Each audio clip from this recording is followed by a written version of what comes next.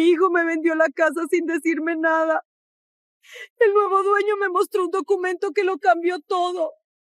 Hola, mi querido amigo. Soy Alejandro, narrador de Historias sin filtro, donde las emociones son reales y cada historia toca el alma.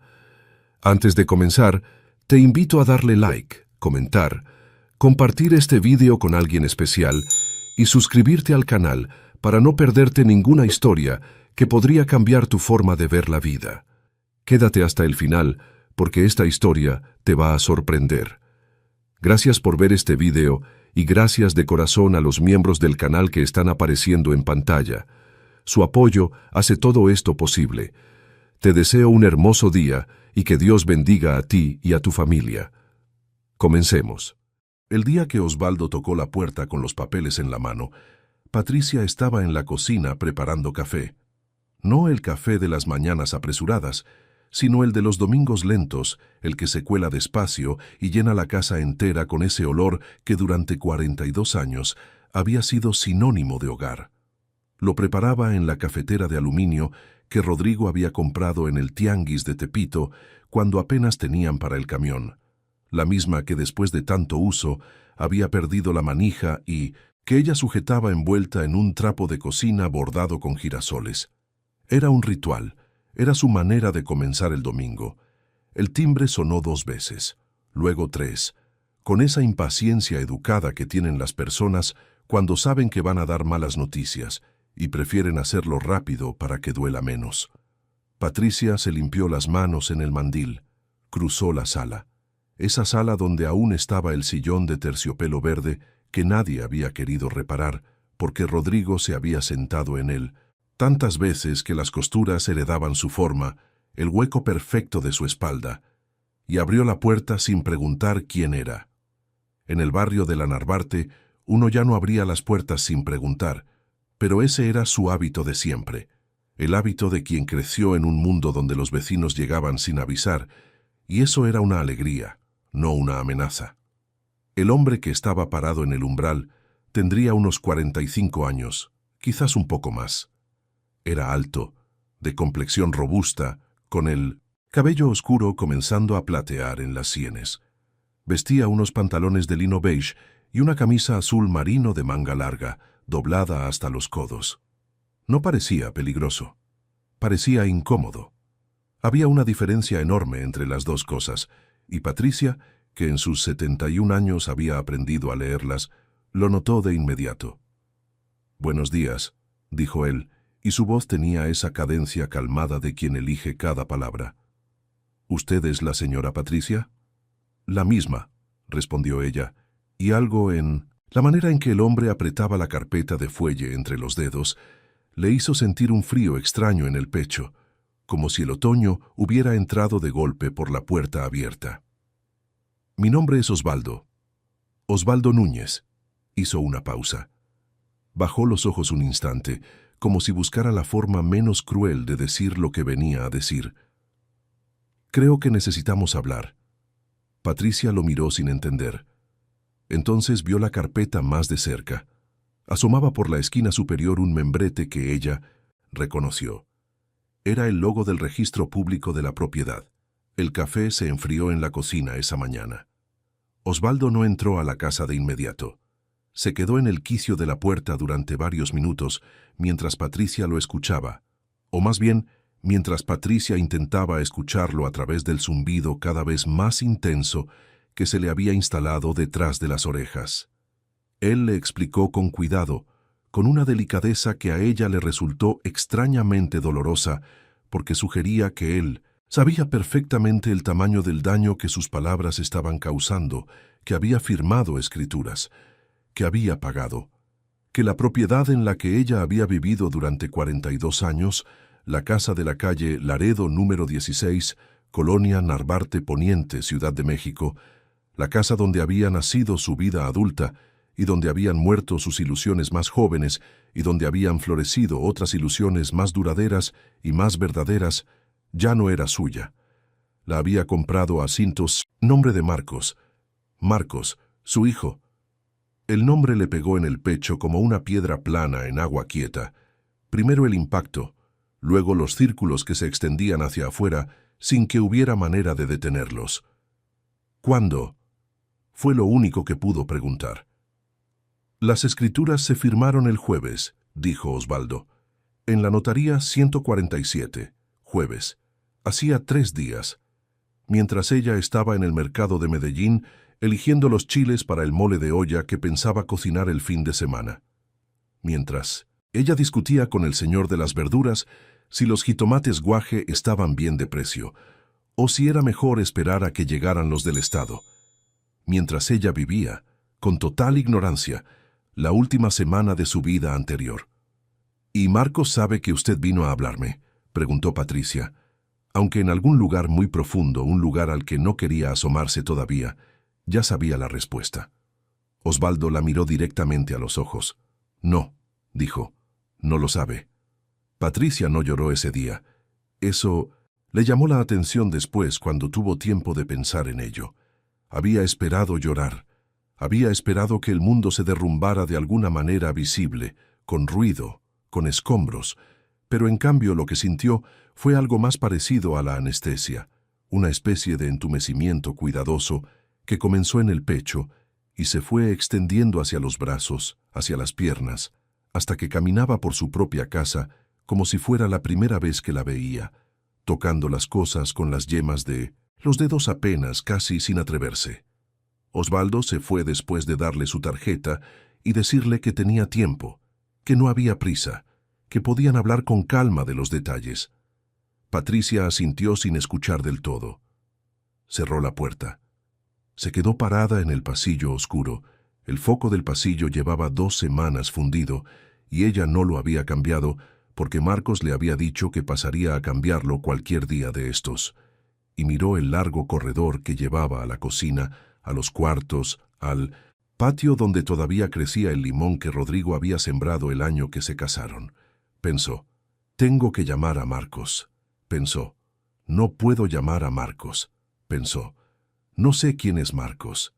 Esa última idea fue la que finalmente la llevó a sentarse en el piso del pasillo, con la espalda contra la pared fría y las rodillas dobladas contra el pecho, en una postura que no había adoptado desde que tenía 15 años, y el mundo era todavía un lugar que cabía entre los brazos cuando uno se abrazaba a sí mismo. Allí, en el piso oscuro del pasillo con olor a humedad y a café ya frío, Patricia pensó en los 42 años de esa casa, en todo lo que había pasado entre esas paredes. Y fue ahí, sola y sin testigos, que las lágrimas llegaron por fin, calladas y persistentes como la lluvia de enero. Marcos tenía 47 años, y durante los primeros 32 de su vida había sido el tipo de hijo que hace que una madre se sienta orgullosa de una manera discreta, pero constante, como una luz tenue que nunca se apaga. No había sido brillante en la escuela, pero sí aplicado. No había sido popular, pero sí querido. Era el muchacho que llegaba puntual, que ayudaba a cargar las bolsas del mercado, que acompañaba a su madre al médico cuando el médico era necesario, que lloraba en silencio en el velorio de su padre, porque los hombres de su generación todavía creían que el llanto era algo que se hacía en privado. Rodrigo había muerto de un infarto a los 58 años, en el mes de marzo, un miércoles. No hubo señales previas, o si las hubo nadie supo leerlas. Fue en el trabajo, en la ferretería que tenía en la colonia Doctores, una ferretería pequeña y ordenada que olía a aceite y a maderas recién cortadas, y que Rodrigo había construido desde cero con 16 años de trabajo y una paciencia que a Patricia le parecía sobrehumana. El empleado que estaba con él ese día, un muchacho joven, llamó a Patricia a las 3 de latín, tarde. Patricia había estado cosiendo. El hilo se le enredó cuando contestó el teléfono y nunca pudo desenredarlo del todo. Marcos se hizo cargo de los arreglos del funeral con una eficiencia que Patricia encontró reconfortante en ese momento y que más tarde, con el paso de los años y la perspectiva que da el tiempo, reconoció como una forma de no sentir. Era bueno en eso, Marcos, en hacer cosas, en resolver cosas, en mantenerse ocupado cuando el dolor amenazaba con alcanzarlo. La Ferretería duró 2 años después de la muerte de Rodrigo.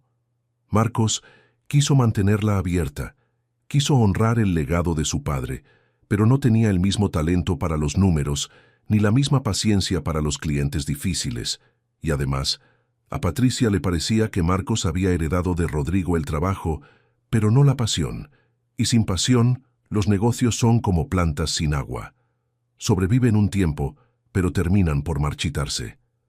Cuando cerró la ferretería, Marcos tenía 34 años y una deuda moderada con 2 proveedores. Patricia prestó dinero del seguro de Rodrigo para saldar la deuda. No hubo reproches, fue un regalo, no un préstamo. Y los dos lo entendieron así, aunque ninguno lo dijera en voz alta. Después de eso, Marcos tuvo varios trabajos: representante de ventas de una empresa de seguros, agente de bienes raíces, ese había durado el más, casi 4 años, distribuidor de productos naturistas para una empresa de red de mercadeo que a Patricia siempre le había parecido sospechosa, pero de la que nunca dijo nada, porque Marcos hablaba de ella con un entusiasmo que le recordaba al entusiasmo de Rodrigo cuando inauguró la ferretería. Ese brillo específico en los ojos que significaba creer en algo. Y ella no era de las madres que apagaban ese brillo.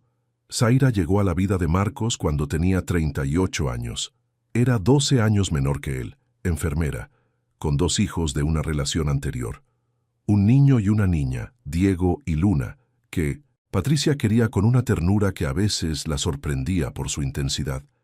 Se casaron en una ceremonia civil pequeña en un jardín de Coyoacán, un sábado nublado, que terminó siendo el día más alegre que Patricia había tenido en mucho tiempo. Zaira tenía un carácter fuerte que a veces rozaba la dureza, pero era honesta y trabajadora, y quería a Marcos con una devoción práctica, sin adornos, que Patricia respetaba profundamente.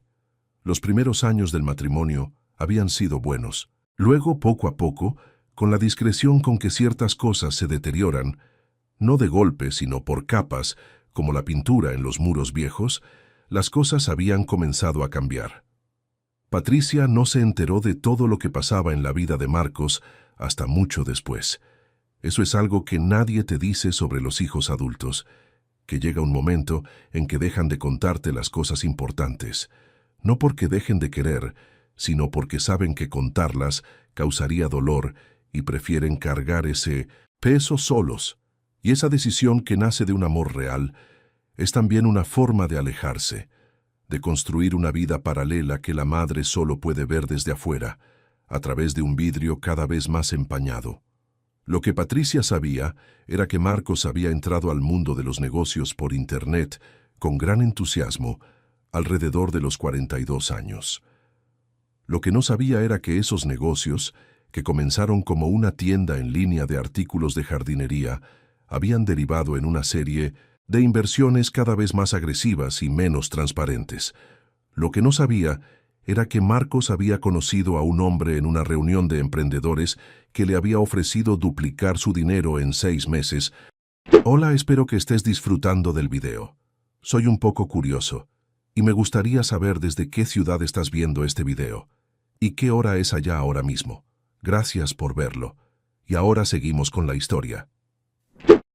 A través de un esquema que Patricia, si alguien se lo hubiera descrito, habría reconocido de inmediato como lo que era, una estafa.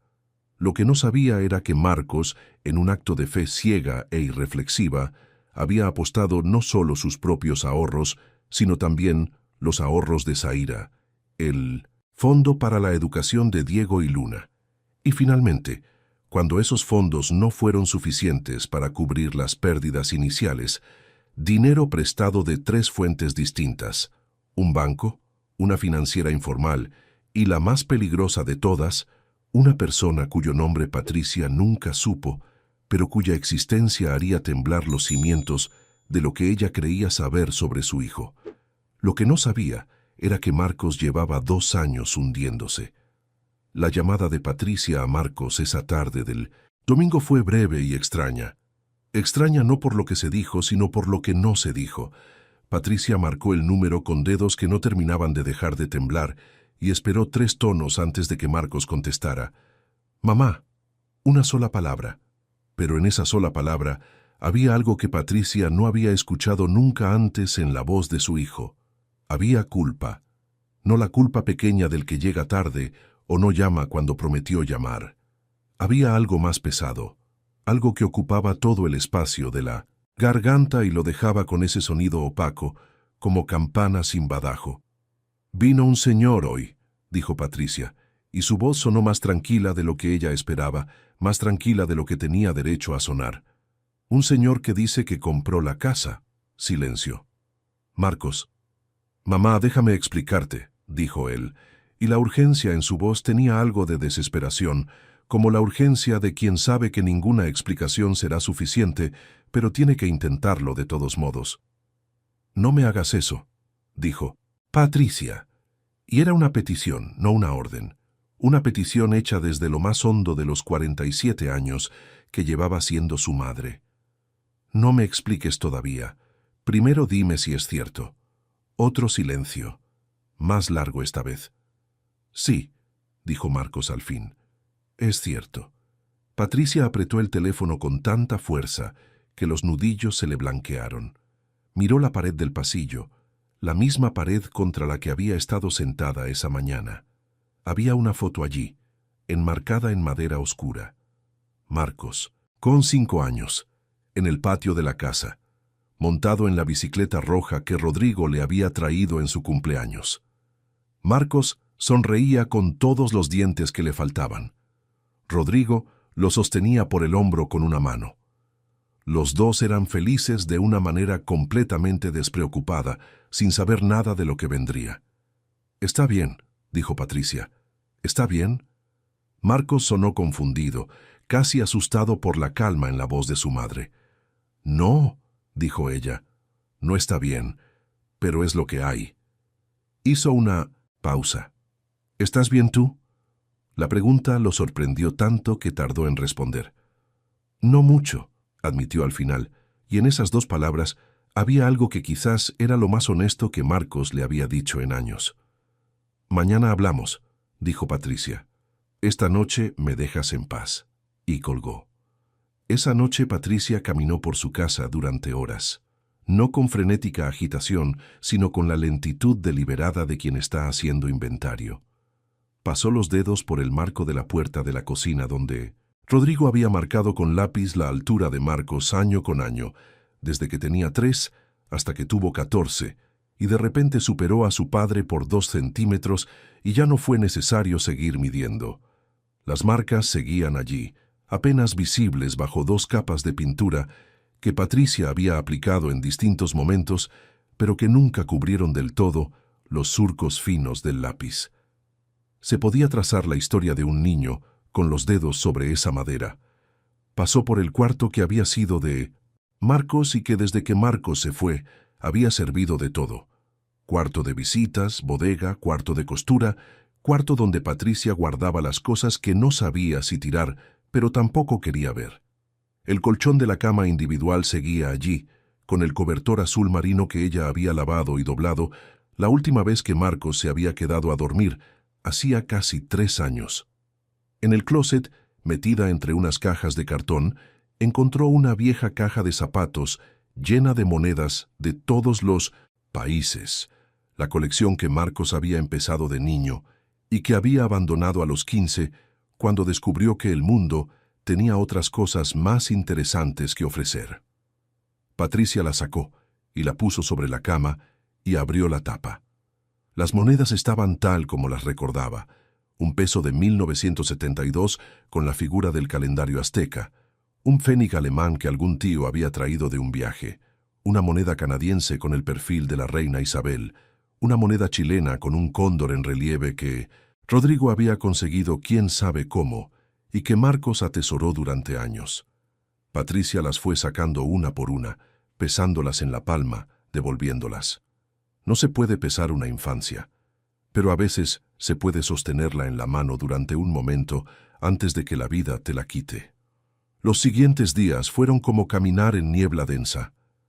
Patricia llamó a su hermana Noemí, que vivía en Querétaro, y Noemí quiso venir de inmediato, pero Patricia le dijo que no, que necesitaba tiempo para pensar, Llamó también a su amiga Dolores, vecina desde hacía 20 años, que llegó esa misma tarde con una olla de sopa de fideo y una expresión de indignación tan genuina que resultó, paradójicamente, reconfortante. Dolores quería hablar de Marcos, con la ira acumulada de alguien que siente por delegación, pero Patricia no quería hablar de Marcos todavía. Quería hablar de otras cosas, de las flores del patio, de la serie que estaban viendo en la televisión, de cosas que no tuvieran que ver con el peso enorme que llevaba en el pecho desde el domingo. La conversación con Marcos ocurrió el martes, no en persona, sino por teléfono, porque Marcos no se atrevió a presentarse en la casa y Patricia no tuvo energía para pedirle que fuera.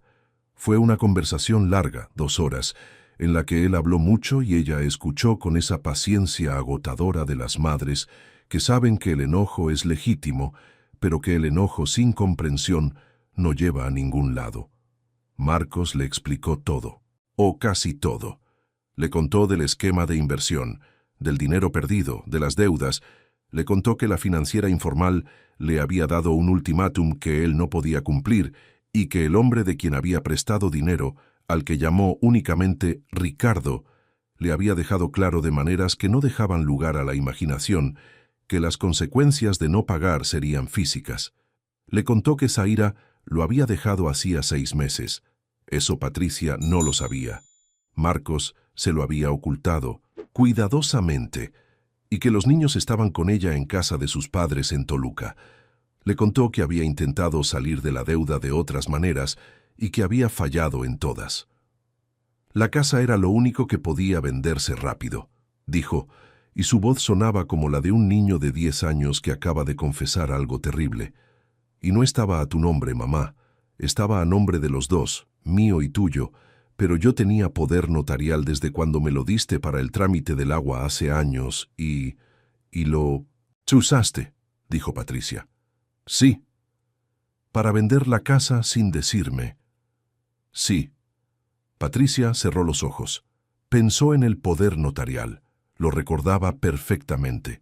Había habido un problema con la facturación del servicio de agua, hacía casi 10 años, y el trámite requería la presencia del propietario, pero ella tenía una cita con el médico ese día. Y Marcos dijo sin problema, «Yo lo arreglo, mamá. Dame el poder y yo voy». Ella lo había firmado sin leer con cuidado. Nunca pensó que tendría que hacerlo. «¿Cuánto te pagaron?», preguntó. 2.300.000 pesos. El valor real de la propiedad, según el último avalúo que ella había visto, era de 3.800.000. 1,5 millones menos, a precio de venta rápida, de quien necesita el dinero ya y no puede esperar el mejor comprador. ¿Ya no debes nada?, preguntó Patricia. Casi. Todavía debo algo al banco, pero lo de Ricardo ya quedó, y lo de la financiera también. Pausa. Ya no estoy en peligro, mamá. Por eso lo hice, para salir del peligro. Patricia escuchó eso. Hola, soy yo otra vez. Tu opinión es muy importante para mí, así que, si puedes, déjame un comentario aquí abajo contándome qué te está pareciendo la historia y dale una calificación del 1 al 10. Muchísimas gracias por ver la historia hasta aquí. Continuamos. Y tardó mucho tiempo en responder porque necesitaba ordenar lo que sentía, y lo que sentía era tan complicado y tan contradictorio que no cabía en palabras simples.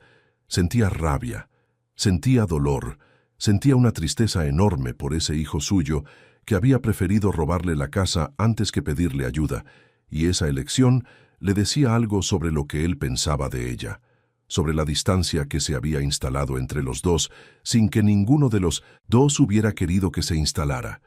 Pero también sentía en un rincón que le avergonzaba un poco reconocer algo parecido al alivio, porque él estaba vivo, porque el hombre llamado Ricardo, que existía en el relato de su hijo como una sombra sin cara pero con mucho poder de daño, ya no tenía razón para aparecer.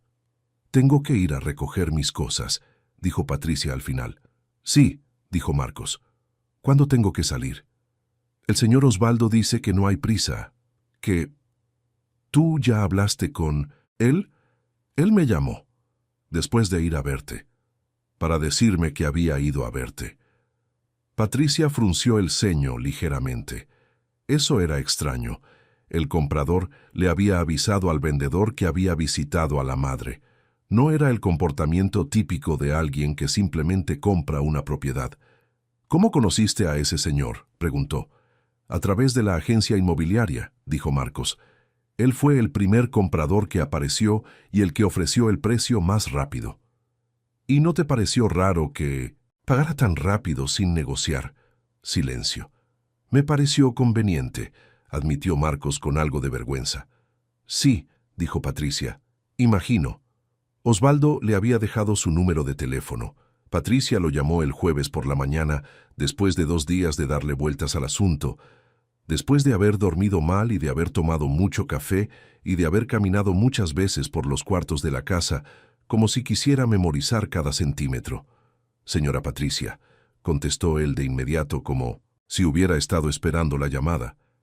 «Quiero ir a recoger mis cosas», dijo ella, «y me gustaría que usted estuviera presente». Una pausa corta. «Claro», dijo Osvaldo, «cuando usted diga. El sábado, si le parece. El sábado perfectamente». «Y también», dijo Patricia y vaciló un momento antes de continuar. «Quisiera hablar con usted. No solo de las cajas. Quiero entender». «¿Entender qué, señora Patricia? ¿Por qué fue a buscarme? ¿Por qué le avisó a mi hijo que había ido?» Hizo una pausa. «¿Quién es usted realmente?». Esta vez la pausa de Osvaldo fue más larga. «El sábado», dijo al fin. «Platicamos el sábado con calma. Hay cosas que necesito mostrarle». El sábado llegó con un cielo claro y un sol de noviembre que calentaba sin quemar. Ese sol perfecto del otoño capitalino que Rodrigo siempre decía que era el mejor argumento para seguir viviendo en la ciudad, a pesar de todo.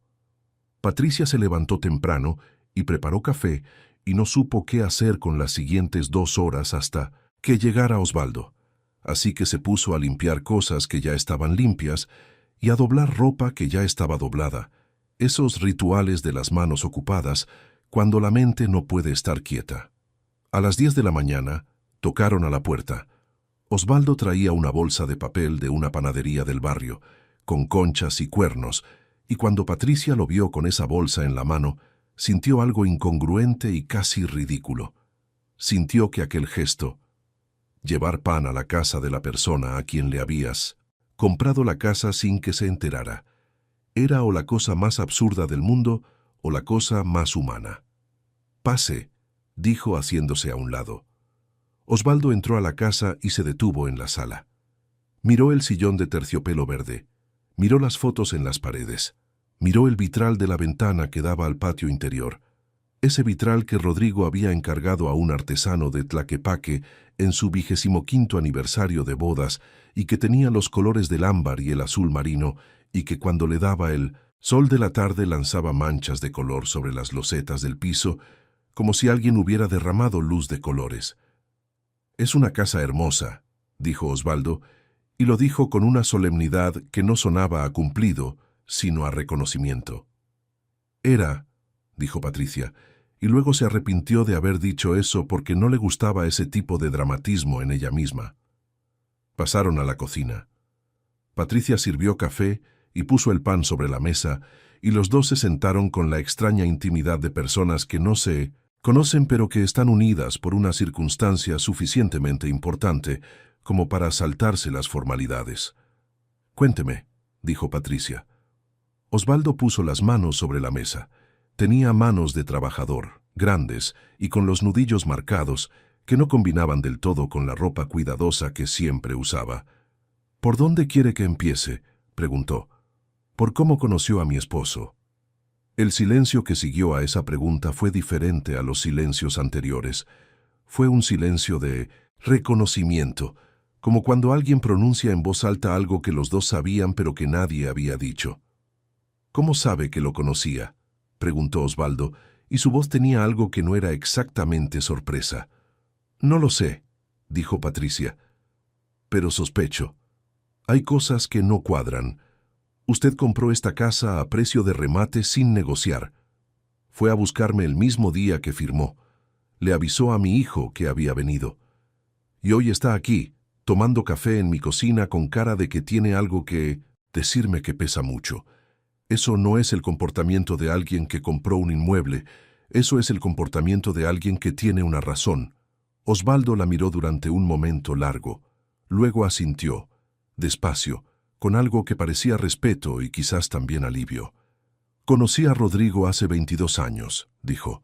Éramos vecinos de banca en un curso de contabilidad en el Politécnico. Él ya tenía su ferretería y estaba tratando de aprender a llevar mejor los números. Yo acababa de terminar la carrera y buscaba trabajo. Nos hicimos amigos, no el tipo de amigos que se ven todos los días, sino el tipo de amigos que se ven cada cierto tiempo y cada vez es como si no hubiera pasado nada, como si el tiempo no tuviera el mismo efecto en esa amistad que en otras cosas. Patricia lo escuchaba sin moverse. Afuera, en el patio, el limón de Rodrigo movía las ramas con el viento. «¿Por qué no sé nada de usted?», preguntó. «Porque Rodrigo y yo éramos amigos de una manera particular», dijo Osvaldo. «Nos veíamos fuera de los contextos de familia. Comidas de trabajo algunas, salidas a ver el fut otras. Él tenía su vida y yo la mía, y ambos teníamos familias y circunstancias distintas, y había una especie de acuerdo tácito de que ese espacio entre nosotros era nuestro, de los dos, sin mezclarlo con todo lo demás. Eso tiene sentido con Rodrigo», admitió Patricia, porque sí lo tenía.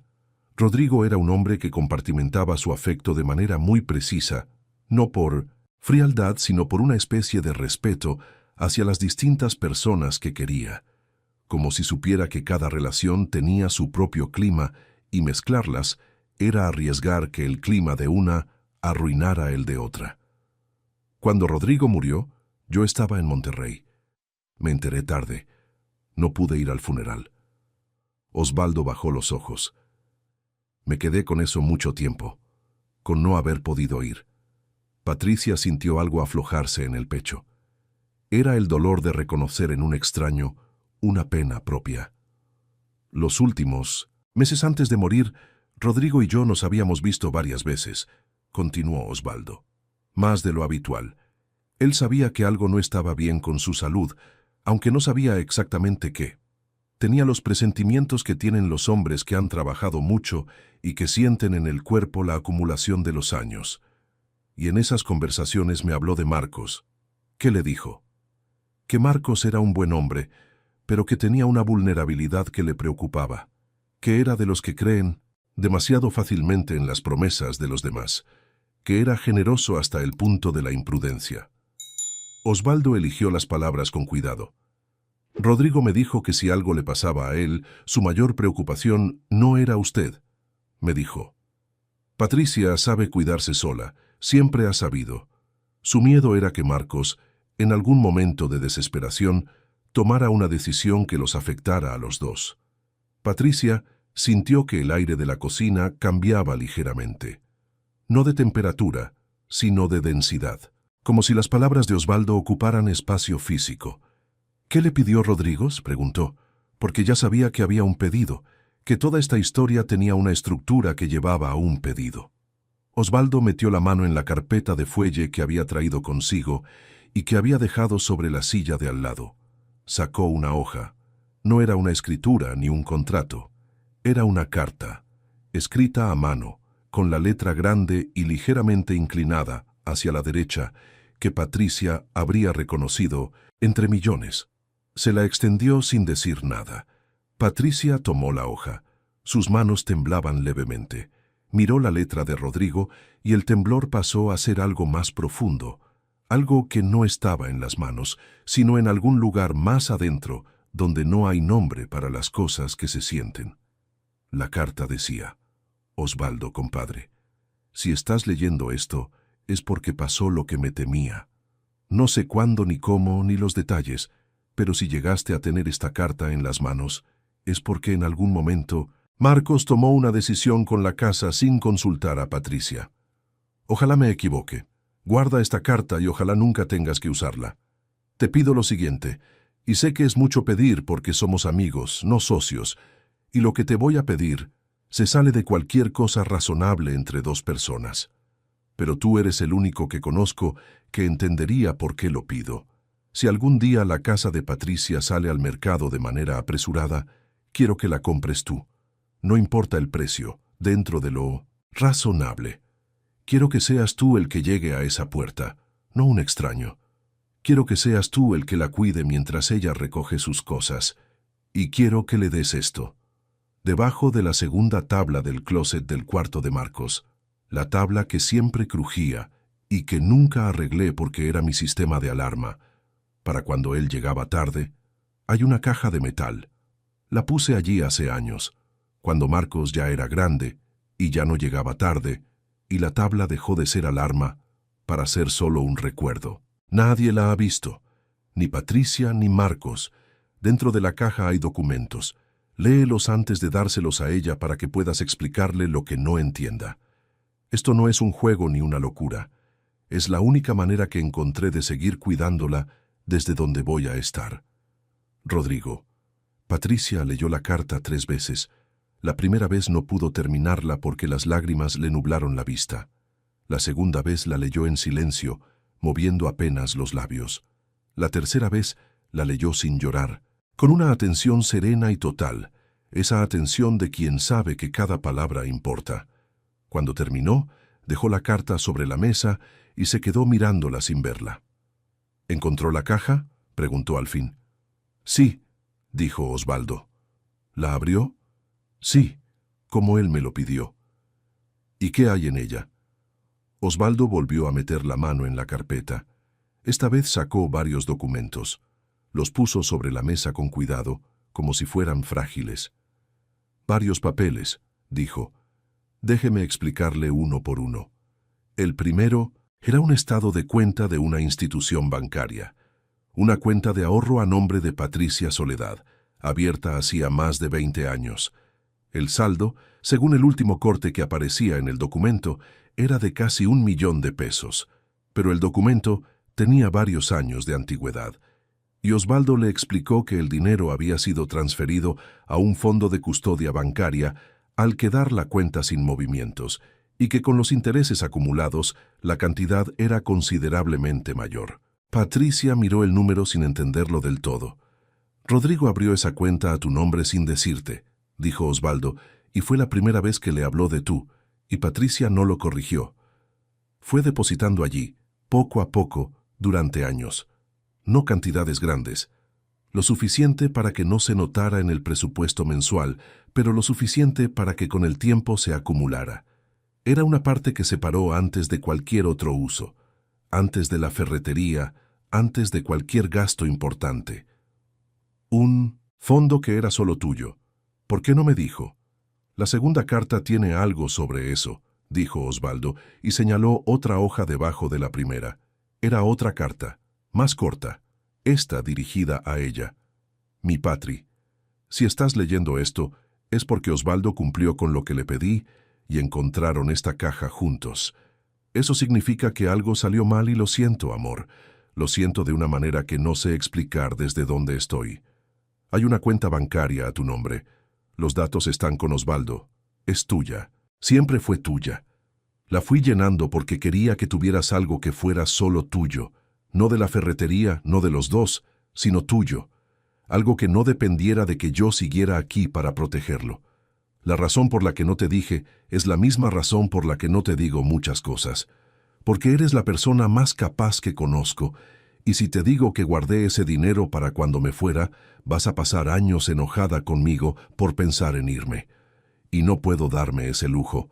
Necesito que me sigas, queriendo mientras pueda. Tampoco le digas nada a Marcos de esta cuenta, no porque no confíe en él. Confío en él.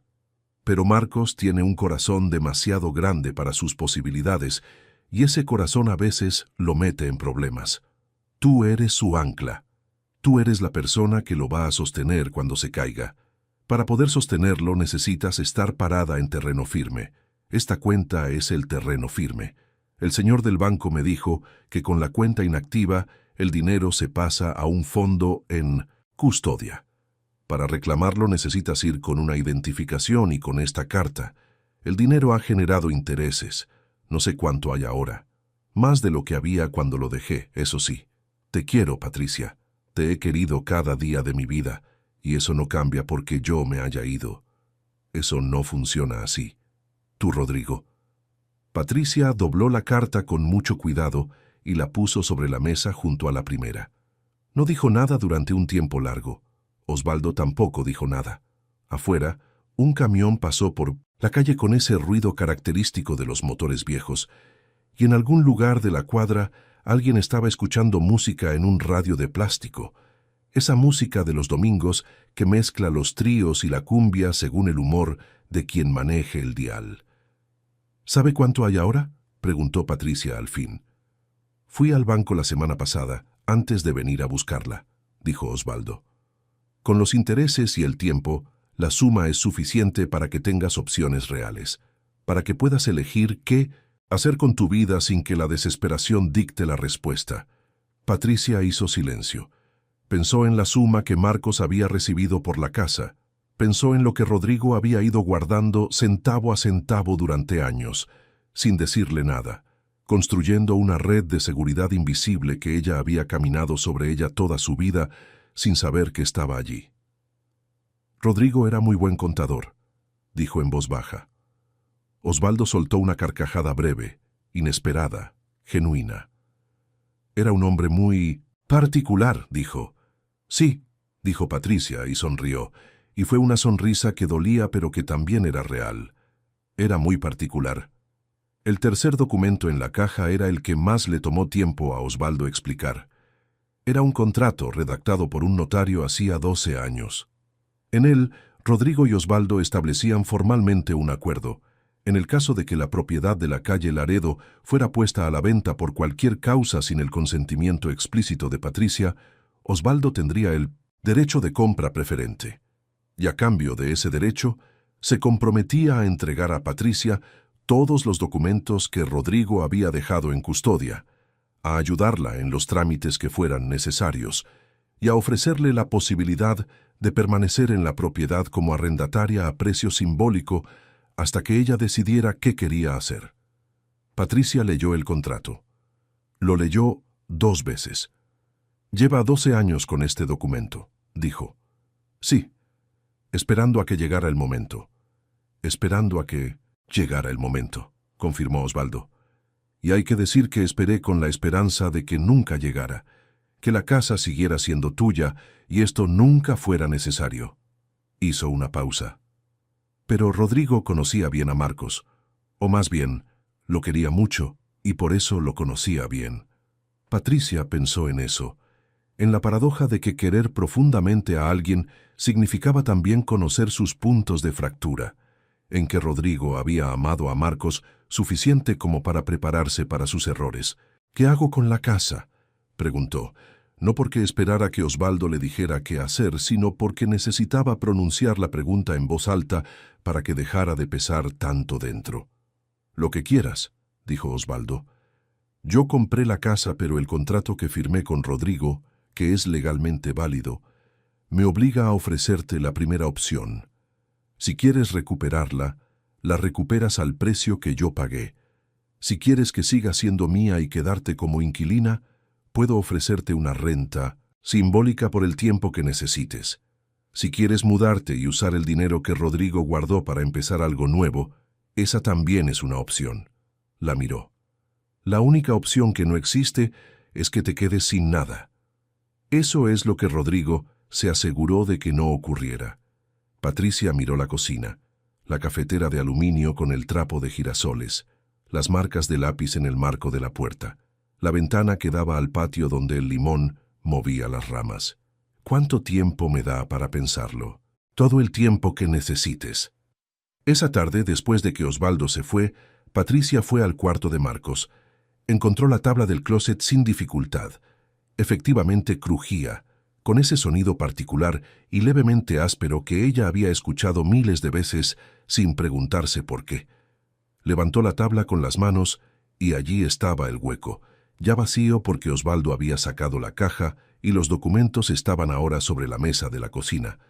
Pero Patricia metió la mano de todas formas y tocó la madera fría del fondo y pensó en Rodrigo colocando esa caja allí hace más de 12 años, arrodillado en el piso de ese cuarto, pensando en ella, protegiéndola desde el futuro. Hay personas que cuidan de las que aman mientras están, y hay personas que se las ingenian para cuidarlas incluso desde donde no están. Rodrigo había sido las dos. La conversación con Marcos fue difícil de una manera distinta a como Patricia había esperado que fuera. No fue una pelea. No hubo gritos, ni acusaciones lanzadas como proyectiles. Fue algo más parecido a una lluvia persistente que empapa sin que uno se dé cuenta. Esa lluvia que cuando termina te encuentras completamente mojado sin haber visto ninguna gota grande. Se vieron en persona, en la casa, 4 días después de la visita de Osvaldo. Marcos llegó con ojeras y con los hombros caídos de esa manera específica que tienen los cuerpos cuando cargan vergüenza, que es diferente del cansancio aunque se parezcan. Patricia le hizo café, no porque tuviera ganas de hacer café, sino porque necesitaba hacer algo con las manos mientras decidía cómo empezar. «Tu papá te conocía mejor de lo que creías», dijo Patricia cuando se sentaron. Marcos la miró sin entender, y ella le contó. Le contó de Osvaldo, de la carta, de la caja bajo la tabla. Le contó del dinero en el banco. Le contó del contrato. Marcos escuchó todo sin interrumpir, con una expresión que fue cambiando muy lentamente de la confusión a la comprensión, a algo que Patricia no supo nombrar exactamente, pero que era quizás lo más cercano a llorar sin llorar que había visto en ese hombre. «No lo merezco», dijo Marcos cuando terminó, y su voz sonó plana y definitiva. «Eso no es relevante», dijo Patricia. «¿Cómo que no es relevante? Porque el amor que tu padre tenía por ti y el que yo tengo por ti no funcionan en términos de mérito, Marcos. No es un intercambio. No es si lo mereces o no lo mereces». Hizo una pausa. «Pero hay consecuencias. Y las consecuencias sí importan. Lo sé. No me refiero solo a la casa. Me refiero a la distancia. Me refiero a que llevabas años hundiéndote y no me dijiste nada. Me refiero a Zaira, a los niños, a todo lo que estaba pasando mientras yo vivía aquí creyendo que las cosas iban razonablemente bien». Patricia puso la taza sobre la mesa con más firmeza de lo que pretendía. «Eso es lo que me duele, Marcos. No la casa, que te perdiste sin decirme». Marcos bajó la cabeza. Un músculo en su mandíbula se tensó y se relajó varias veces. Cuando habló, su voz tenía una textura nueva, rasposa de una manera que no era del resfriado, sino de algo más parecido a la verdad. «Tenía miedo de decepcionarte», dijo. «Toda la vida tuve miedo de eso. Papá era tan sólido, tan entero. Nunca lo vi dudar. Y yo dudaba de todo y siempre fallaba en algo, y me parecía que si te contaba las cosas reales, ibas a ver que no soy lo que creyeron que era». Patricia lo miró durante un tiempo. Largo. Pensó en todas las maneras equivocadas en que los hijos interpretan a los padres. Pensó en Rodrigo y en la carta que había dejado bajo la tabla, en ese hombre que había dudado suficiente como para prepararse para el peor escenario, que había tenido miedos que nunca compartió con nadie, excepto quizás con Osvaldo, que había amado a su hijo con suficiente realismo como para saber que el amor solo no alcanzaba. «Tu padre dudaba», dijo Patricia. «Dudaba constantemente, solo que era muy bueno ocultándolo. Y mira lo que te dejó eso. Crecer creyendo que la solidez era el estándar, que si tú no la tenías, era porque algo en ti estaba mal». Sacudió la cabeza. «Eso también es un error que los padres cometemos. Mostrarnos más enteros de lo que somos, porque queremos proteger a nuestros hijos, y en realidad lo que hacemos es ponerles una vara que nadie puede alcanzar».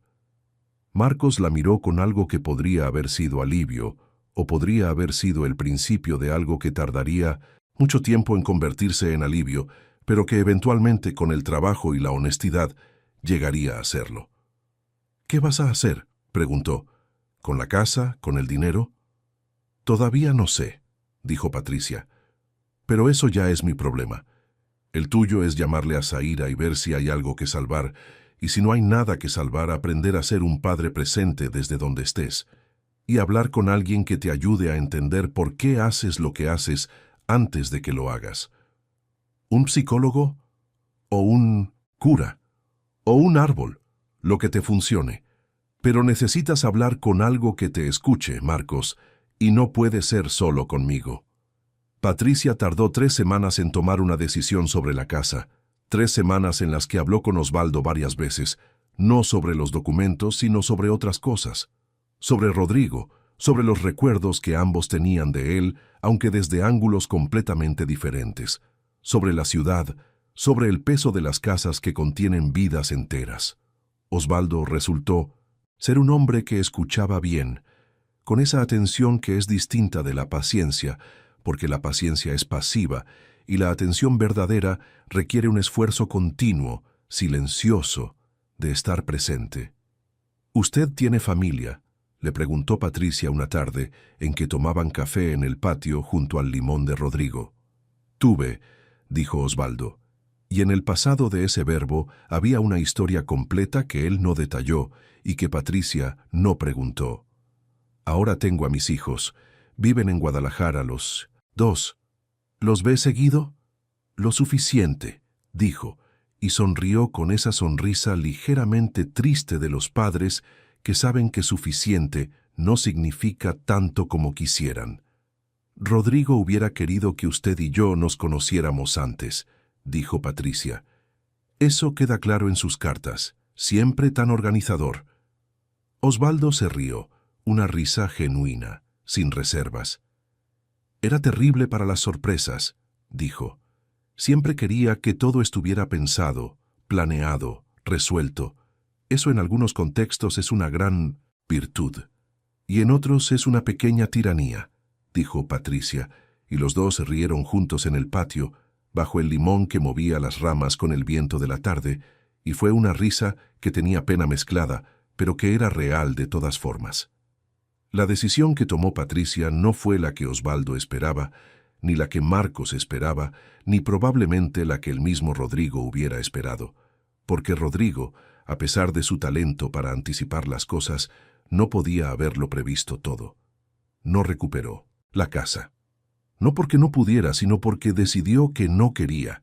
Hacía 42 años que vivía entre esas paredes, y 42 años era mucho tiempo para cualquier relación, incluso para la relación con los muros que han sido testigos de tu vida. Había algo que reconoció con dificultad, pero con honestidad. La casa de la calle Laredo era la casa de Rodrigo más que la suya. Rodrigo la había elegido. Rodrigo la había renovado. Rodrigo había sembrado el limón en el patio y había instalado el vitral y había dejado sus marcas en cada rincón de una manera que a veces, en los años posteriores a su muerte, hacía que Patricia sintiera que vivía dentro de un recuerdo, que la casa era un museo de lo que habían sido juntos más que el lugar donde ella era, en tiempo presente. Era hora de ser en tiempo presente. Tomó el dinero que Rodrigo había guardado y buscó un departamento en la colonia Roma, a 15 minutos de donde había vivido toda su vida adulta. Un departamento de 2 cuartos en el tercer piso de un edificio art deco con el cancel de herrería original y una ventana en la sala que daba a un jacaranda enorme que en febrero se llenaba de flores moradas con esa generosidad excesiva que tienen las jacarandas, como si no supieran hacer las cosas a medias. El departamento necesitaba trabajo. Las paredes querían pintura y el baño quería azulejos, y la cocina quería que alguien la pensara desde cero. Pero tenía luz. Tenía esa luz de mediodía que entra, horizontal y llena las habitaciones, de una manera que los arquitectos llaman orientación poniente, y que Patricia llamaba simplemente bien. Noemí vino de Querétaro para ayudarla a mudarse. Dolores también. Y Osvaldo, sin que nadie se lo pidiera, apareció el sábado de la mudanza con su camioneta pick-up y pasó el día subiendo cajas por la escalera con una eficiencia callada que Patricia encontró más valiosa que cualquier conversación. La cafetera de aluminio fue lo primero que desempacó. La puso sobre la estufa nueva y el trapo de girasoles quedó colgado del gancho que había junto a la ventana. Y cuando entró el sol por la mañana del primer domingo en el departamento nuevo y el olor del café llenó las habitaciones que todavía olían a pintura fresca, Patricia se quedó parada en la cocina, con la taza entre las manos, y pensó en Rodrigo. Lo pensó sin el peso habitual, sin la deuda de la culpa o la gravedad del duelo. Lo pensó con algo más ligero, casi alegre, como se piensa en alguien que se fue, pero que antes de irse se aseguró de que todo siguiera funcionando. Muy particular, dijo en voz alta, sola en la cocina, y se rió. Marcos llamó a Zaira en noviembre. La conversación duró 3 horas, y fue, según Marcos le contó a su madre después, la conversación más difícil de su vida en varios sentidos. No llegaron a un acuerdo esa noche. No hubo reconciliación inmediata ni resolución limpia, pero hubo honestidad.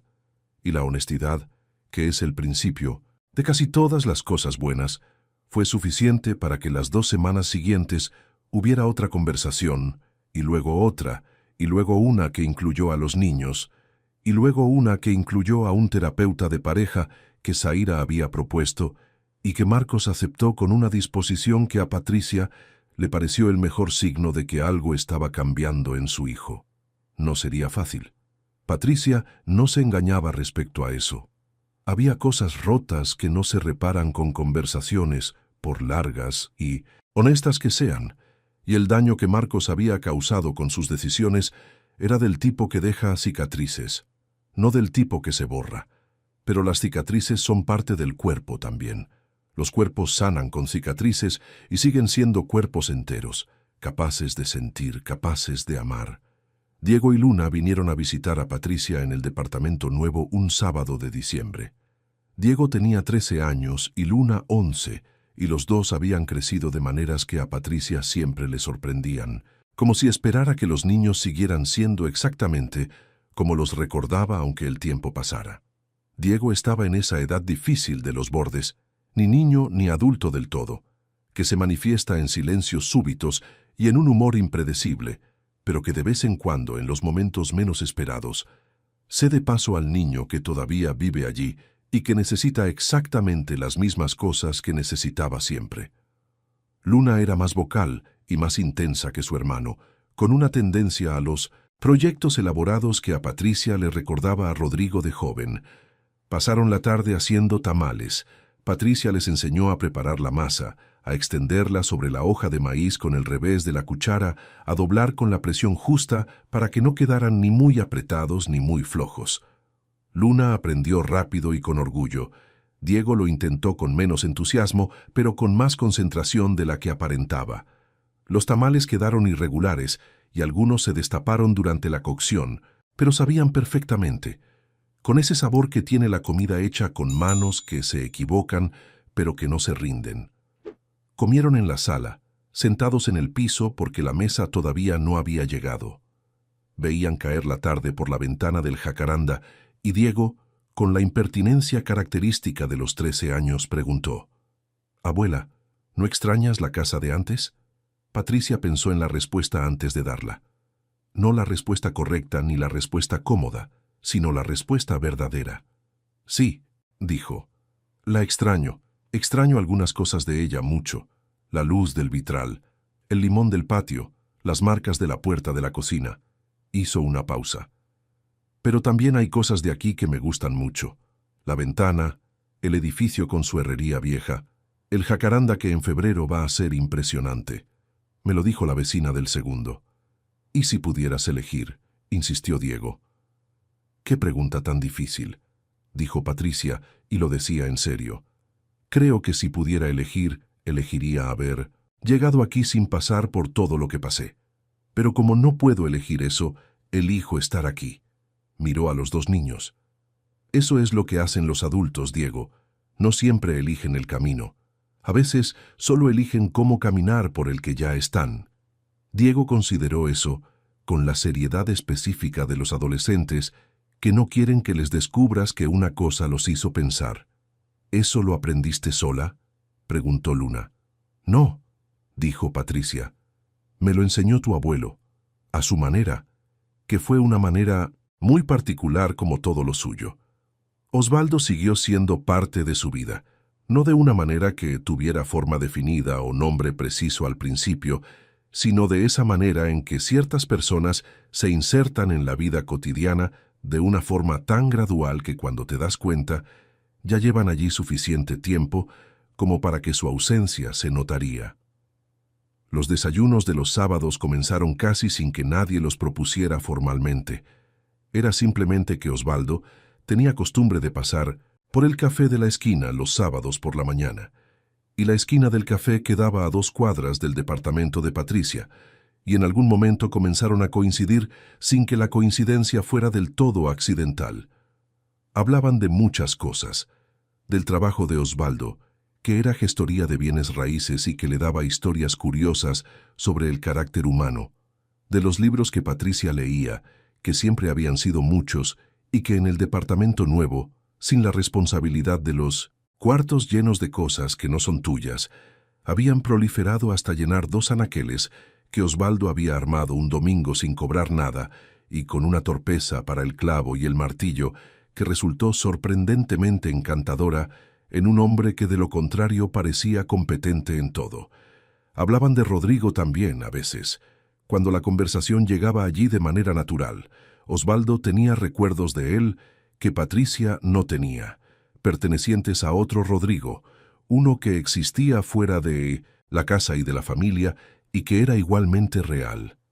Esos recuerdos, en lugar de hacerle daño, le causaban algo parecido a la gratitud, como encontrar fotos de un ser querido que no sabías que existían, como descubrir que la persona que amaste era incluso más compleja y más interesante de lo que ya creías. ¿Te dijo alguna vez que nos conociéramos?, preguntó Patricia una mañana, mirando su café. Directamente no, dijo Osvaldo, pero sí me habló de ti muchas veces, siempre con ese tono que tiene la gente cuando habla de las personas más importantes de su vida, como si el tema les causara calor en el pecho. Patricia sonrió hacia la taza. Era muy poco expresivo cuando era joven, dijo. Tardó años en aprender a decir las cosas con palabras. Prefería hacerlas, arreglar el calentador cuando se descomponía, dejar frutas en la mesa sin anunciarlas, guardar dinero debajo de una tabla de madera durante 12 años. Sí, dijo Osvaldo. Ese era él. Tardé mucho en entender ese idioma, dijo Patricia. El idioma de los gestos en lugar de las palabras. Pero una vez que lo entendí, me di cuenta de que era uno de los idiomas más ricos que existen, porque los gestos no se pueden falsificar de la misma manera que las palabras. Una cosa dicha se puede decir sin creer. Una cosa hecha, especialmente una cosa hecha en secreto, sin que nadie te vea y sin que nadie te reconozca, esa solo se puede hacer si la sientes de verdad. Osvaldo la miró un momento con algo en los ojos que Patricia reconoció pero no nombró. Era demasiado temprano para nombrarlo. Quizás nunca tuviera nombre, quizás no necesitara tenerlo. En febrero, el jacaranda frente a la ventana de Patricia se llenó de flores exactamente como la vecina del segundo había prometido. Era un árbol viejo y generoso que no guardaba nada para sí, que cada año daba todo lo que tenía en esa explosión de violeta, que en Ciudad de México significa que la primavera está llegando, aunque todavía haga frío en las mañanas. Patricia lo miraba desde la ventana de la sala mientras tomaba su café del domingo. No la cafetera de aluminio, sino una nueva, eléctrica, que Noemí le había regalado en Navidad y que hacía el café de una manera diferente pero igualmente buena. Con su propio carácter, su propio ritual, pensó en todo lo que había pasado en los últimos meses, en Marcos, que estaba en terapia y que llevaba sus primeras semanas sin deudas nuevas y que había retomado el contacto con Diego y Luna con una regularidad que todavía era incipiente, pero que era real. En Zaira, que no había decidido todavía si el matrimonio tenía futuro, pero que había decidido que Marcos podía ser parte de la vida de sus hijos y que eso, en las circunstancias, era suficiente por ahora. En Osvaldo, que el sábado siguiente iba a llevar a Patricia a ver una exposición de fotografía en el centro histórico que a los dos les parecía interesante, aunque por razones distintas. Pensó en Rodrigo, en el hombre que había guardado secretos no por ocultamiento, sino por amor, en el hombre que había elegido protegerla desde el futuro, porque no podía estar seguro de cuánto presente le quedaba, en las marcas de lápiz en el marco de la puerta, en el vitral de ámbar y azul marino, en el limón del patio que seguía creciendo, aunque ya no fuera su patio. Pensó en lo que Diego le había preguntado. ¿No extrañas la casa de antes? Sí, la extrañaba. Pero extrañar no era lo mismo que necesitar. Extrañar era lo que hacías cuando una cosa buena ya no estaba. Y eso era doloroso, pero también significaba que la cosa había sido buena, que valió la pena, que dejó algo. Y lo que Rodrigo había dejado no era la casa. Nunca había sido la casa.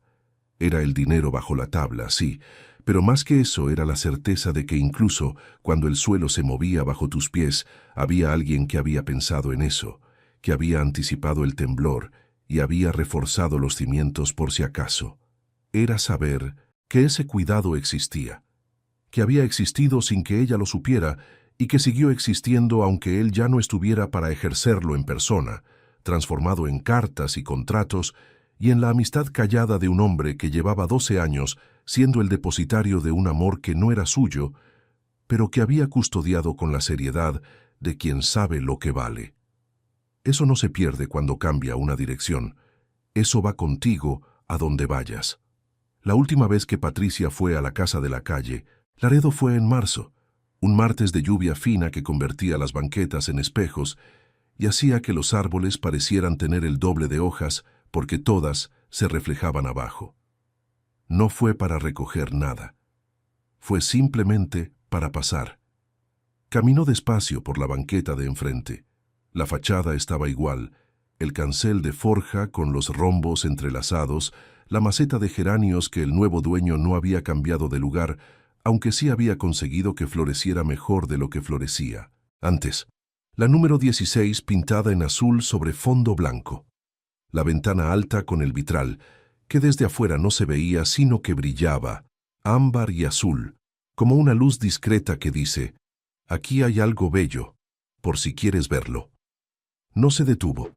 Siguió caminando bajo la lluvia con los hombros levantados y el paraguas cerrado porque la lluvia era demasiado suave para justificar el paraguas y porque además a ella siempre le había gustado la lluvia, especialmente la de marzo en la ciudad de Mínica, México. Esa lluvia que huele a tierra húmeda y a jacaranda mojada y que hace que la ciudad por unas horas olvide el ruido y se vuelva algo más parecido a lo que fue antes de que todo se complicara. Dobló la esquina. La calle Laredo quedó atrás. Delante de ella estaba el resto que era mucho, que era suficiente, que era suyo. Hay cosas que los hijos hacen que parecen imperdonables y que con el tiempo, con la distancia suficiente y con la honestidad necesaria para ver las cosas, completas en lugar de solo las partes que duelen, se revelan como lo que en realidad son. Actos de desesperación. No excusables necesariamente, pero comprensibles. Y la comprensión no es lo mismo que el perdón, pero es el camino que lleva allí, el camino que requiere más trabajo y más valentía que la indignación, que es cómoda pero que tampoco te lleva a ningún lado que valga la pena.